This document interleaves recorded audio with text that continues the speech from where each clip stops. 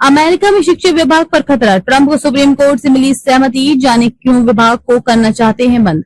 पूर्व अमेरिकी राष्ट्रपति डोनाल्ड ट्रंप की ओर से अमेरिका के शिक्षा विभाग को समाप्त करने की योजना को अब देश की सर्वोच्च अदालत से अप्रत्यक्ष समर्थन मिल गया है। हाल ही में अमेरिकी सुप्रीम कोर्ट ने राष्ट्रपति के प्रशासनिक अधिकार क्षेत्र को लेकर एक ऐतिहासिक फैसला सुनाया, जिसने ट्रंप के भविष्य के इरादे को बल दे दिया है।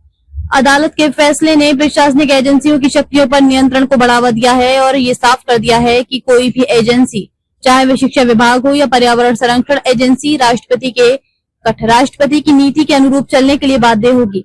इस फैसले के बाद डोनाल्ड ट्रंप का शिक्षा विभाग को ताला लगाने का प्लान अब ज्यादा व्यावहारिक दिखने लगा है।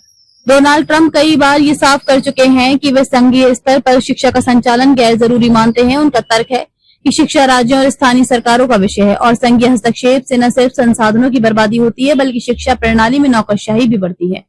ट्रंप का मानना है कि शिक्षा विभाग का बजट विशाल है, लेकिन उसका प्रत्यक्ष लाभ छात्रों तक नहीं पहुंचता।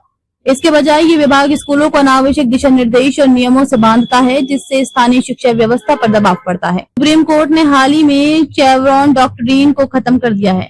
यह वह सिद्धांत था जिसके तहत संघीय एजेंसियों को कानूनी व्याख्या में स्वतंत्रता मिलती थी।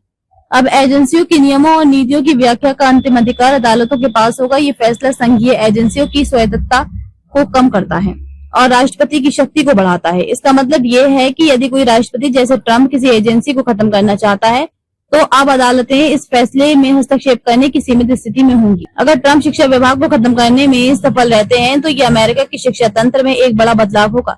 ये फैसला अमेरिकी राज्यों को अधिक स्वायत्तता देगा, लेकिन साथ ही शिक्षा में असमानता, नीति निर्माण की असंतुलन की संभावना भी बढ़ेगी। विशेषज्ञों का मानना है कि शिक्षा विभाग की समाप्ति से संघीय वित्त पोषण और शिक्षा सुधार कार्यक्रमों पर गंभीर असर पड़ेगा। फंडिंग जो वंचित समुदाय के स्कूलों को दी जाती है, उसके वितरण में रुकावट आ सकती है। ट्रंप ने पहले ही ये स्पष्ट कर दिया है कि यदि वे 2024 में फिर से राष्ट्रपति बनते हैं तो वे शिक्षा विभाग को पूर्ण रूप से खत्म करने की योजना को अमल में लाएंगे। उनका लक्ष्य संघीय सरकार के आकार को छोटा करना और राज्य आधारित शासन को बढ़ावा देना है। इसके अलावा ट्रंप के सहयोगी भी इस योजना को तैयार कर चुके हैं कि किस तरह से शिक्षा विभाग की जिम्मेदारियां अन्य एजेंसियों और राज्य में बांटी जाएंगी।